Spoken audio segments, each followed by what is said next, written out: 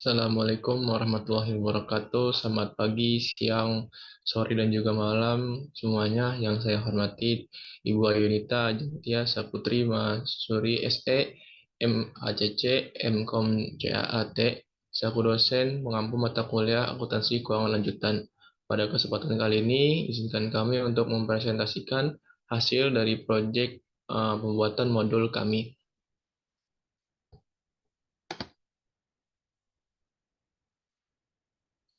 Sebelumnya, izinkan kami untuk memperkenalkan diri terlebih dahulu. Saya Arif Febriansyah dengan di belakang 134, lalu ada rekan saya Muhammad Ridwan dengan di belakang 124, dan juga ada Sandi Muhammad dengan di belakang 138. Untuk mempersingkat waktu, saya izinkan kepada teman-teman anggota kelompok untuk mempresentasikan materi masing-masing pada teman-teman. Waktu dan tempat dipersilakan. Baik, eh, yang pertama saya akan menjelaskan teori dari sifat entitas nirlaba non-profit. Yang pertama sifatnya entitas nirlaba berbeda dari perusahaan bisnis komersial karena mereka tidak mengharapkan keuntungan proporsional dari kontribusi sumber daya yang diterima. NFP di sini beroperasi tujuan bukan mencari laba seperti menyediakan manfaat sosial. Mereka juga tidak memiliki kepentingan pemilikan seperti perusahaan bisnis. Di sini dapat meliputi organisasi kesehatan, sukarelawan, gereja, museum, entitas perawatan kesehatan, dan perguruan tinggi. Lalu di sini entitas NFP atau non for profit pemerintah harus mengikuti standar GASB, sedangkan NFP non pemerintah harus mengikuti standar FASB. Organisasi NFP pemerintah harus menyajikan laporan keuangan pemerintah dan dana sesuai dengan persyaratan GASB, sementara NFP non pemerintah harus mengikuti panduan FASB ASC 98. Selanjutnya akan dilanjutkan oleh teman saya.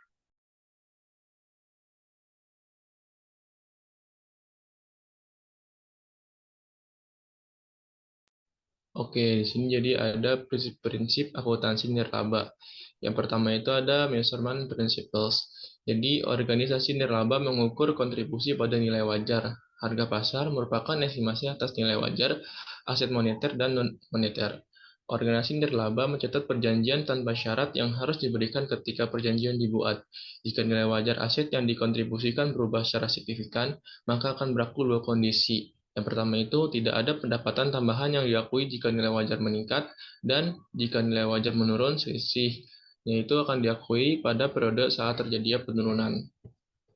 Bisa di next oleh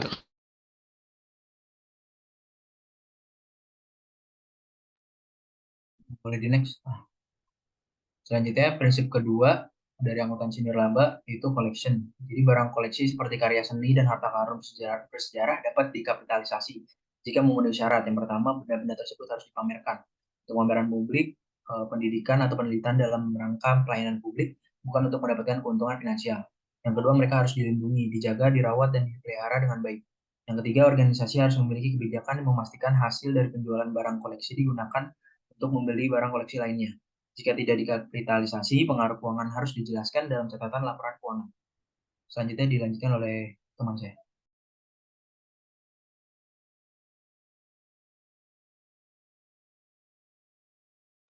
Nah, ya, masuk ke dalam prinsip selanjutnya, yaitu ada fund accounting atau akuntansi dana, di mana merupakan sistem akuntansi yang mempunyai peran penting untuk organisasi nirlaba dan pemerintah dengan melakukan pelacakan kas yang ditugaskan ke berbagai tujuan dan penggunaan yang berbeda dari kas tersebut.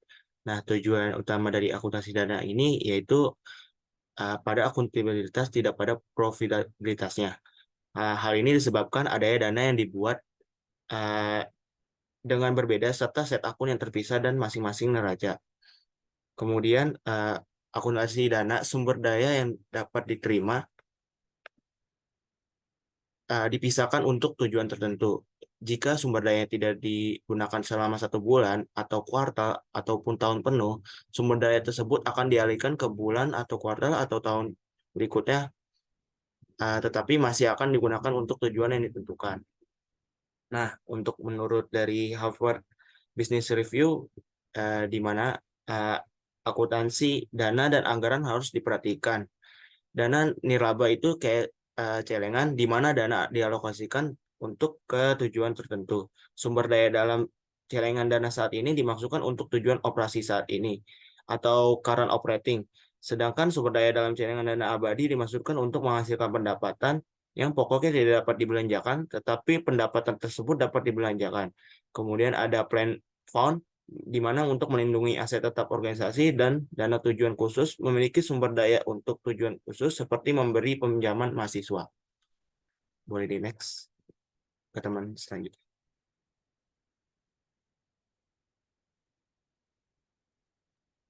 Selanjutnya saya akan menjelaskan di sini rumah sakit nirlaba non pemerintah dan organisasi perawatan kesehatan lainnya. Di sini rumah sakit nirlaba non pemerintah atau organisasi perawatan kesehatan lainnya memiliki peran penting dalam menyediakan layanan kesehatan gratuit dan membantu orang-orang yang membutuhkan. Ada beberapa jenis entitas perawatan kesehatan termasuk klinik, rumah sakit, dan agen perawatan kesehatan di rumah.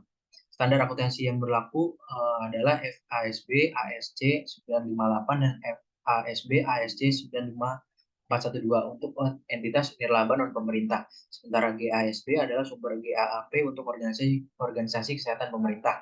Sumber lainnya adalah panduan AISPA memberikan panduan untuk akuntansi dan pelaporan bagi organisasi kesehatan dan pemerintah. Meskipun ada beberapa persamaan dalam akuntansi dan pelaporan organisasi nirlaba non pemerintah dan perawatan kesehatan, ada juga perbedaan yang harus diperhatikan, termasuk dalam hal pendapatan, pengeluaran, dan laporan keuangan yang disajikan. Boleh di next.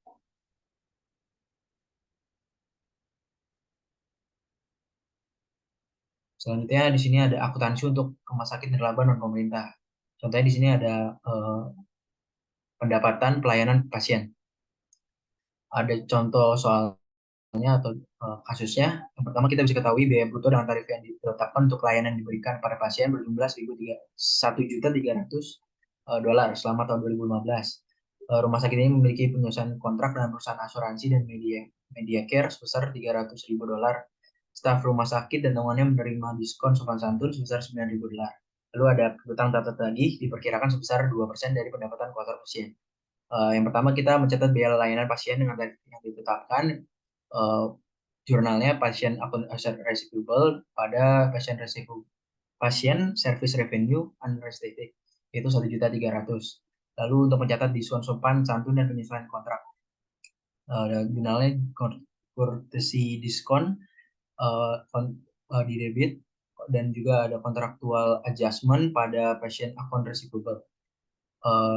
Nominalnya di courtesy diskon 9.000, lalu adjustmentnya 300.000, lalu di kreditnya 309.000.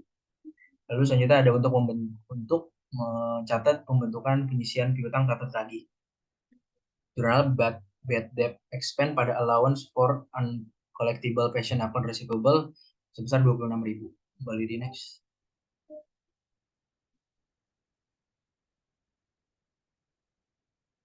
Lalu di sini ada biaya premium atau premi. Di sini rumah sakit umum komunitas menerima pendapatan premi dari perjanjian kapitasi sebesar $454.000. Pendapat tersebut diakui sebagai berikut di sini. Jadi jurnalnya untuk mencatat pendapatan premi itu cash pada premium revenue sebesar $454.000. Lalu ada contoh kedua pendapatan operasional lainnya. Sini soalnya sepanjang tahun rumah sakit umum komunitas menawarkan beberapa kursus perawatan kesehatan di mana rumah sakit ini mengenakan biaya. Pendapatan dari sewa ruangan rumah sakit adalah $72.000 untuk tahun ini dan biaya kuliah untuk kursus adalah $24.000. Rumah sakit juga menerima pendapatan dari toko souvenir $85.000 dan kafeteria $135.000. Jurnalnya cash pada other operating revenue sebesar $316.000. Ini dari pendapatan sewa rumah sakit ditambah biaya kuliah untuk khusus, lalu ditambah pendapatan dari toko souvenir dan kafeteria. Boleh di next.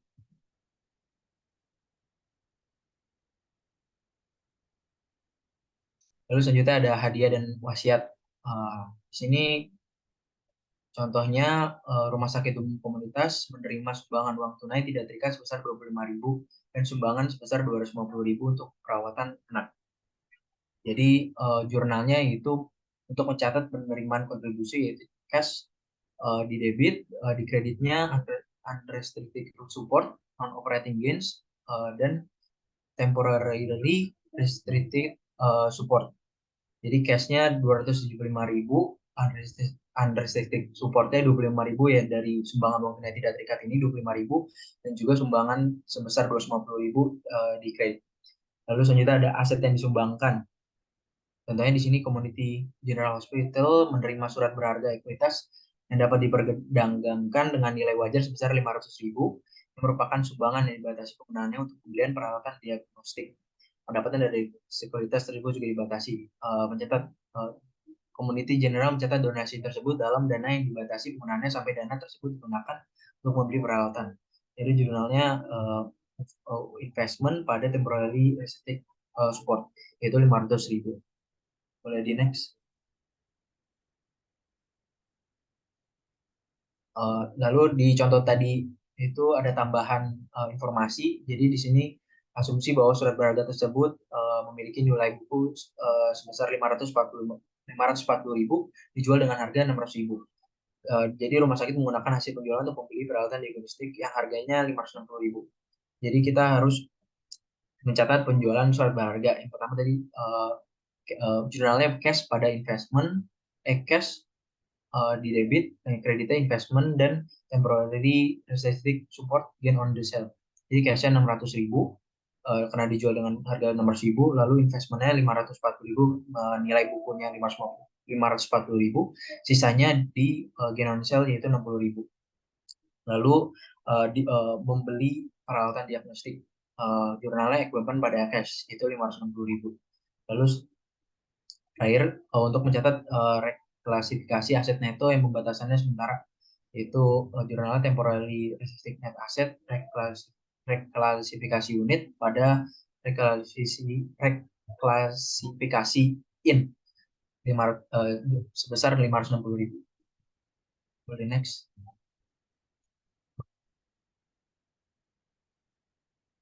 Dan terakhir di sini ada biaya operasional. Contohnya rumah sakit memperoleh gaji dan upah dialokasikan untuk kategori fungsional. Pertama, layanan perawatan 355.000, layanan profesional lainnya 115.000, layanan fiskal 112.000, dan layanan administratif 120.000. Jadi jurnalnya untuk mencatat aktual pengajian, nursing service expense di debit, other professional service expense, fiscal service expense, dan administrative service expense pada wages dan salaries payable. Totalnya 702.000. Lalu rumah sakit membeli bahan dan perlengkapan sebesar 110.000. Penggunaan perlengkapan menurut kategori fungsional utama selama tahun berjalan adalah sebagai berikut: jasa perawatan 50.000, jasa profesional lainnya 40.000, jasa fiskal 5.000, dan jasa administratif 8.000. Boleh next.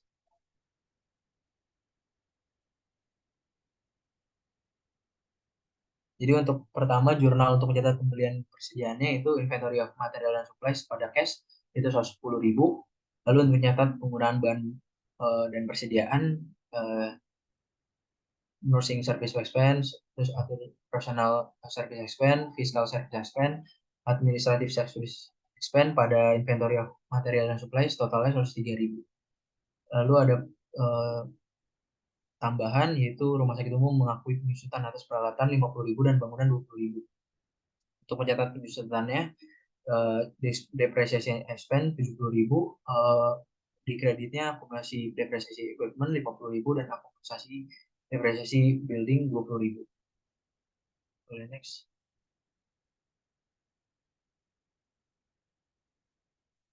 Oke, selanjutnya dilanjutkan oleh teman saya.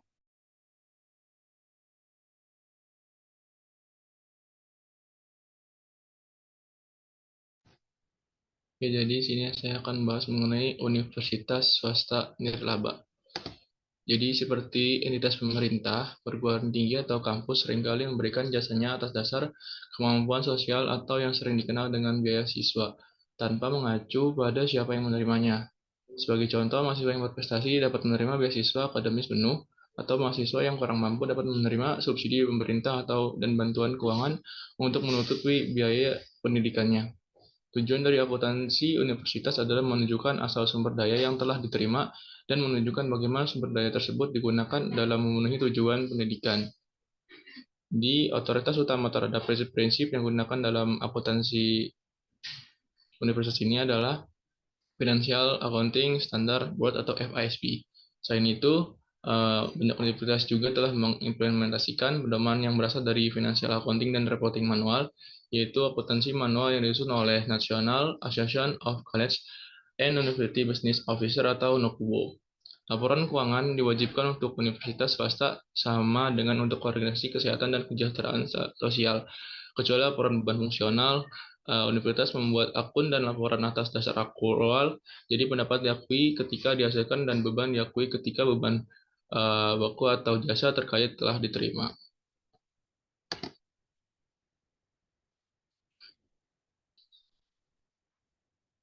Di sini ada potensi untuk perguruan tinggi atau universitas swasta nirlaba. Di sini ada beberapa contoh kondisi-kondisi yang menyebabkan harus adanya potensi untuk mencatat setiap transaksi-transaksi yang ada dalam perguruan tinggi. Yang pertama itu seperti biaya kuliah. Universitas swasta mengakui jumlah penuh biaya kuliah dan biaya lainnya yang dibebankan kepada peserta didik untuk tujuan pendidikan sebagai suatu pendapatan. Keringanan biaya kuliah untuk beasiswa muncul dalam akun kontra pendapatan, sementara perkiraan piutang tidak tertagih dicatat sebagai biaya dukungan institusi. Contohnya di sini adalah diketahui bahwa biaya kuliah Universitas Yamin sebesar 500 juta. Biaya kuliah tersebut termasuk pengurangan beasiswa sebesar 50 juta yang diberikan berdasarkan program universitas. Universitas Yamin memperkirakan akan terjadi kredit macet atau piutang tertagih sebesar 5% dan pendapatan kotor mahasiswa atau sebesar 25 juta rupiah, maka entry jurnal sebagai berikut. Pertama itu kita mencatat biaya kuliah terlebih dahulu, di mana piutang usaha di sebelah debit dan pendapatan tidak dibatasi itu di sebelah kredit. Lalu kita mencatat pengurangan biaya kuliah sebesar 50 juta dengan menggunakan akun pengurangan biaya kuliah tidak dibatasi pada piutang usaha. Lalu kita mencatat piutang tak tertagih yaitu sebesar 20 juta dengan menggunakan akun beban pendidikan dan umum pendukung institusional di sebelah debit dan pengisian piutang tak tertagih di sebelah kredit. Selanjutnya ini ada kondisi kedua yaitu alokasi dari pemerintah federal, negara, dan daerah.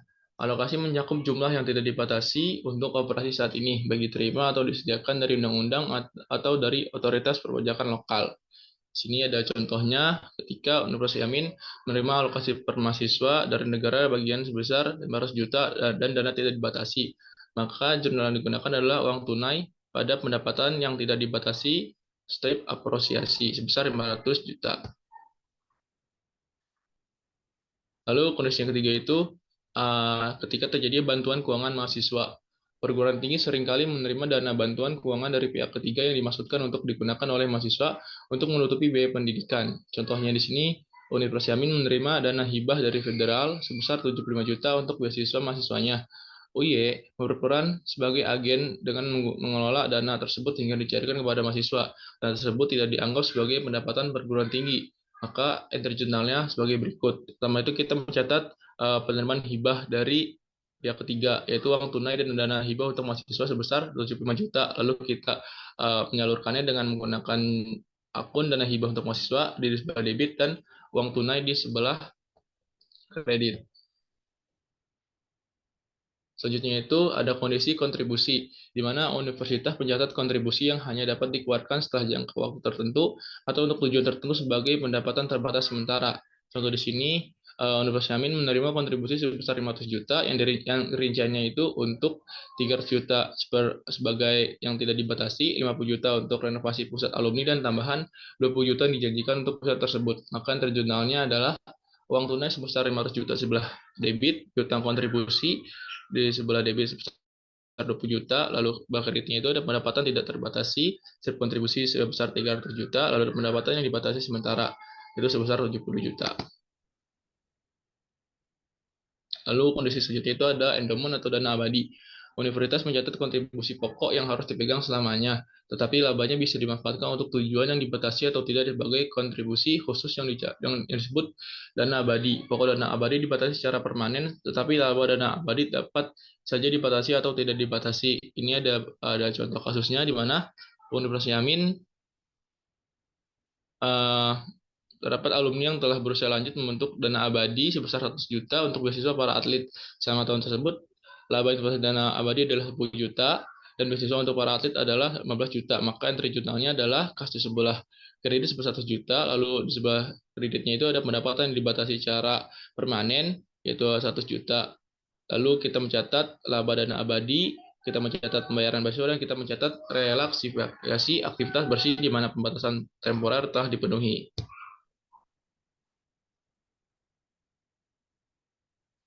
Lalu kondisi selanjutnya itu ketika terjadi penjualan dan jasa usaha sampingan. Pendapatan dari usaha sampingan meliputi jumlah yang diperoleh ketika memberikan fasilitas dan jasa kepada fakultas, staf, dan mahasiswa. Universitas mengklasifikasikan semua pendapatan dan beban yang berkaitan langsung dengan operasi usaha sampingan sebagai sampingan dan melaporkannya sebagai tidak dibatasi. Ini ada contohnya ketika Universitas Yamin memiliki kantin dan terjadi penjualan dan juga beberapa pembelian perlengkapan. Lalu kondisi selanjutnya itu ketika terjadi penjualan dan jasa aktivitas pendidikan.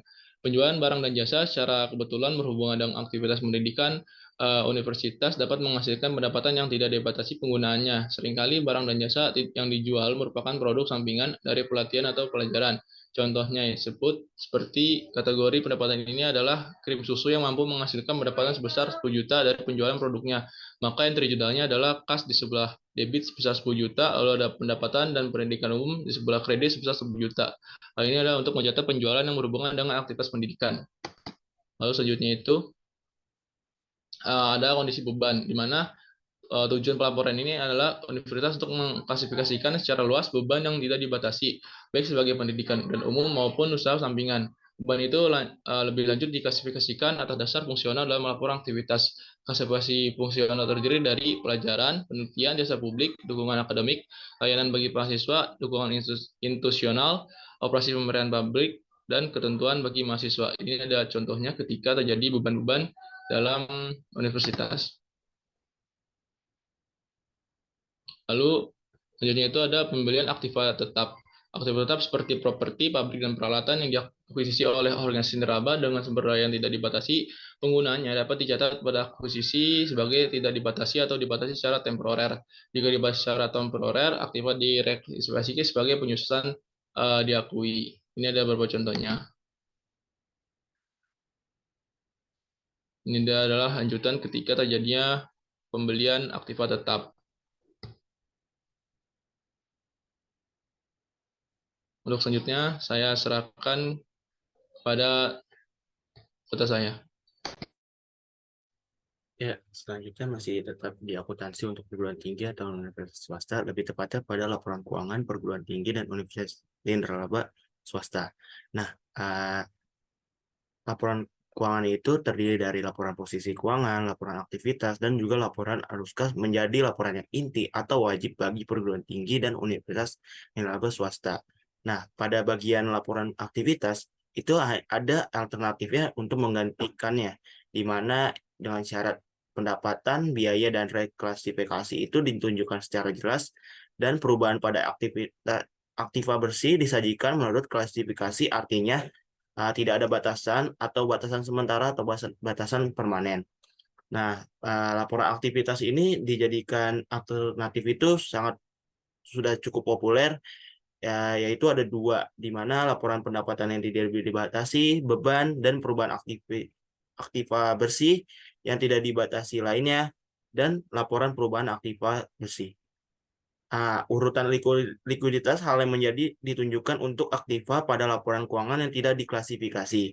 Kemudian, untuk laporan arus kas dapat dilakukan secara bebas menggunakan baik metode langsung maupun tidak langsung.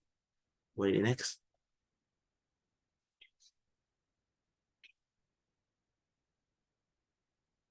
Oke, berikut ini contoh dari laporan keuangan perguruan tinggi dan universitas nirlaba swasta. Di sini kita lihat di sisi kiri ada laporan aktivitas, di mana ada akun beban, akun pendapatan, dan juga ada akun aktiva bersih yang memuat untuk laporan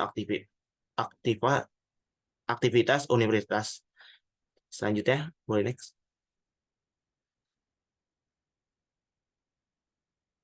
Dan ini contoh dari laporan posisi keuangan dan laporan arus kas untuk laporan keuangan perguruan tinggi dan universitas nirlaba swasta.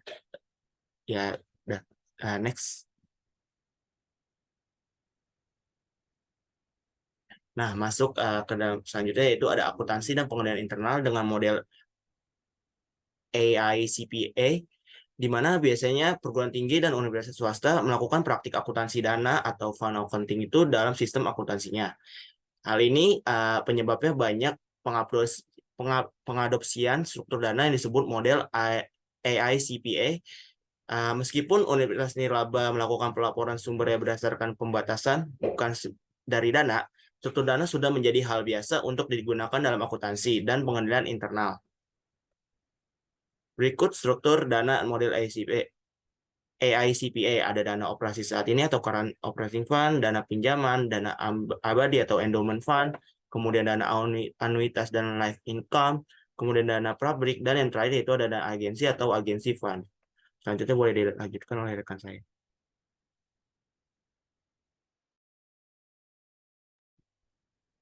Ya, ini pilihan ganda atau soal-soal yang sudah kami buat, yaitu yang pertama ada pilihan ganda, nomor 1, pada lingkungan universitas, sumber utama pendapatan bagi organisasi labanya berasal dari, nah jawabannya yaitu dari ke ABCD, yaitu dana hibah dan sumbangan. Kemudian nomor 2, apa yang dimaksud dengan dana terbatas dalam konteks organisasi nirlaba? Nah, jawabannya itu untuk dana terbatas itu ya yang A, di mana dana yang berasal dari sumbangan dan hibah yang memiliki batas waktu penggunaan. Boleh di next. Nah, nomor 3, di bawah pernyataan GASB nomor 35, universitas negeri atau di dalam entitas pemerintah yang hanya memiliki tipe aktivitas bisnis melakukan penyajian laporan dengan, nah untuk hanya memiliki tipe aktivitas bisnis ini, jawabannya yaitu B, di mana hanya laporan keuangan yang diperlukan dari dana usaha atau enterprise fund. Kemudian yang 4, ada dana hibah pada organisasi nirlaba seringkali diberikan dengan, yaitu dengan batasan waktu penggunaan yang ketat, atau jawabannya B. Boleh di next.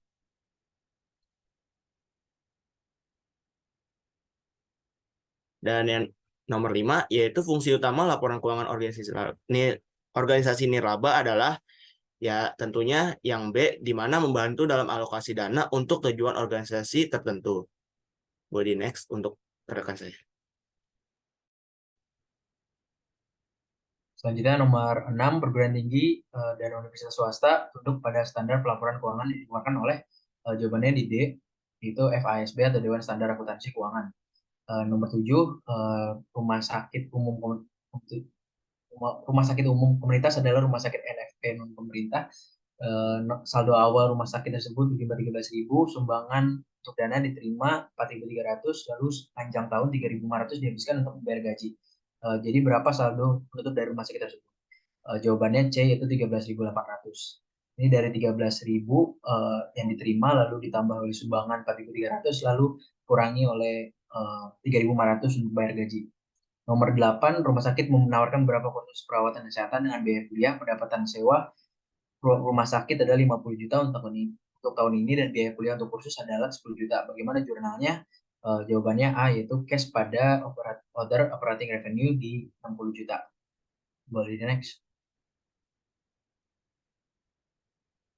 Nomor 9, untuk tahun yang berakhir pada tanggal 30 Juni 2023, sebuah universitas menilai mahasiswanya sejumlah 4 juta untuk biaya kuliah dan biaya. Termasuk dalam jumlah ini adalah 300.000 remisi biaya kuliah yang diberikan pada asisten pengajar pasca sarjana dan 150.000 beasiswa yang diberikan pada mahasiswa pesarjana. Jadi berapa jumlah yang harus dilaporkan sebagai pendapatan bersih dari biaya sekolah tersebut? Jawabannya B, 3.550.000. Ini dari 4 juta yang diterima lalu dikurangi biaya remisi dan juga beasiswa yang dikeluarkan. Jadi 3.550.000. Boleh next.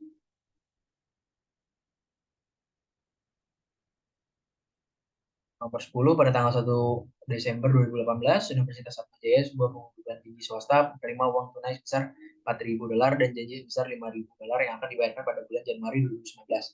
Jumlah tersebut untuk membentuk dana abadi untuk memberikan beasiswa bagi jurusan musik. Bagaimana peristiwa ini harus dicatat pada tanggal 1 Desember 2018. Jawabannya A, yaitu cash di debit cash dan contribution receivable, cash 4.000, contribution receivable 5.000, pada revenue of temporary receipted contribution 9.000.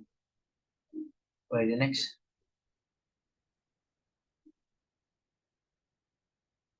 Selanjutnya dilanjutkan oleh rekan.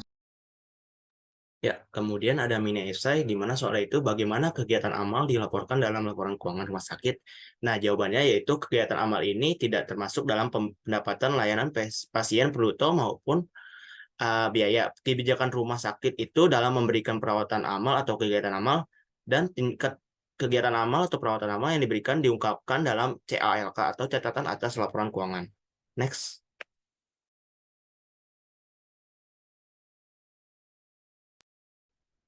Ya, selanjutnya di sini soal nomor 2, UPN-VJ memiliki total biaya kuliah dan biaya lainnya sebesar 200 juta, di mana program beasiswa mengurangi biaya tersebut sebesar 5% dan diperkirakan utang macet sebesar 2,5%. Program studi ini juga menerima hibah tahunnya sebesar 25 juta untuk mahasiswanya dari program hibah pihak 3 anggota jurnal taksasi.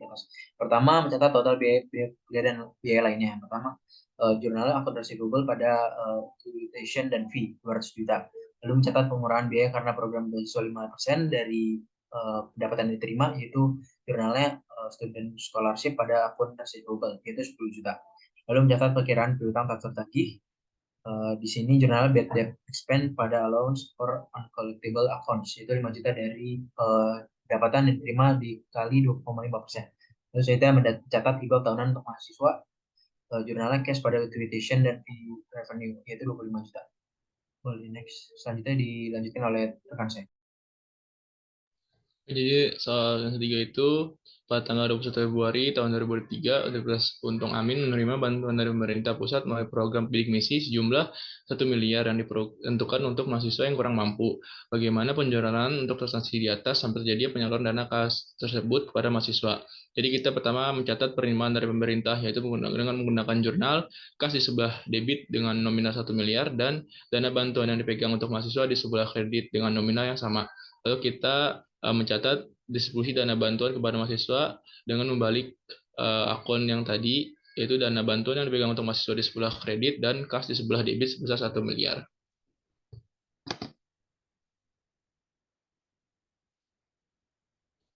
Untuk selanjutnya ada studi kasus.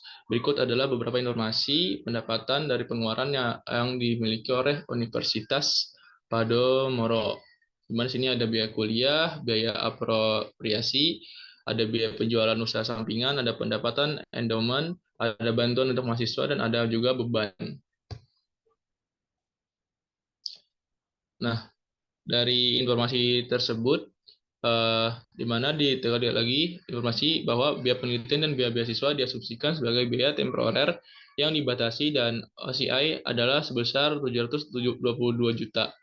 Maka kita diminta untuk membuat jurnal entry dari transaksi di atas dan membuat jurnal penutup dan membuat laporan laba rugi komprehensif. Langkah yang pertama adalah kita mengentry jurnal. Sini ada proses yang pertama, yaitu mencatat biaya kuliah, di mana kita menggunakan akun receivable sebagai debit, lalu kreditnya adalah biaya kuliah unrestricted di sebelah kredit sebesar 630 juta. Lalu kita mengurangi akun receivable karena ada pengurangan sebesar 50 juta, maka kita membalik akun yang tadi, yaitu akun receivable di sebelah kredit, lalu ada biaya kuliah unrestricted di sebelah debit sebesar 50 juta. Nah, lalu kita mencatat apresiasi dari pemerintah. Karena ada dua apresiasi, yaitu ada dari negara dan juga lokal, maka kita menggunakan kas sebesar 350 juta dari penjumlahan negara dan lokal, yaitu 250 juta dan 100 juta. Lalu kita mencatat penjualan usaha sampingan, yaitu sebesar 500 juta, dan menggunakan akun kreditnya itu adalah penjualan usaha sampingan unrestricted sebelah kredit sebesar 500 juta, dan juga ada beban penjualan usaha sampingan sebesar 480 juta dan kas di sebelah kredit sebesar 480 juta. Lalu kita mencatat pendapatan endowment, di mana kita menggunakan akun kas di sebelah kredit, di sebelah debit sebesar 90 juta, lalu ada penelitian realistik karena tadi diasumsikan sebagai akun restik, lalu ada kontribusi unrestik sebelah kredit sebesar 20 juta. Lalu kita mencatat bantuan untuk mahasiswa, di mana kas sebelah kredit ada 380 juta, lalu ada beasiswa restik sebesar 300 juta, lalu ada kontribusi unrestik sebesar 80 juta di sebelah kredit. Ini kita mencatat beban-beban yang ada di soal tadi, yaitu ada beban pelajaran, beban penelitian, beban layanan bagi mahasiswa, beban operasi pabrik, dan beban beasiswa yang tidak termasuk keringanan biaya kuliah dengan total 1.350.000.000. Oke, ya dilanjut. Jadi sini ada reklasifikasi dan zona penutup. Kita menjawab pertanyaan kedua. Di sini kita menghitung biaya yang sudah terrealisasi. Itu ada biaya penelitian sebesar 70 juta dan biaya beasiswa sebesar 200 juta. Untuk menghitung biaya realisasi ini, kita menghitung biaya-biaya yang restricted atau biaya yang dibatasi. Lalu kita menggunakan akun reklasifikasi di sebelah kredit untuk menjadikan biaya-biaya restricted tadi menjadi biaya unrestricted. Lalu kita akan menghitung zona penutup. Nah, kita akan melihat dulu beban-beban yang terjadi pada transaksi-transaksi yang sebelumnya, di mana ada beban penjualan usaha sampingan yang tadi menjadi biaya pengurang penjualan sebesar 480 juta, lalu ada beban pelajaran sebesar 150 juta, ada beban penelitian sebesar 1 juta, beban layanan bagi mahasiswa sebesar 120 juta, dan beasiswa yang tidak termasuk dalam keringanan biaya kuliah sebesar 200 juta. Dengan total semua beban adalah 1.830 juta dan akan dibebankan kepada akun unrestricted atau akun tidak dibatasi. Ini adalah akun zona penutup yang akan digunakan atas beban-beban.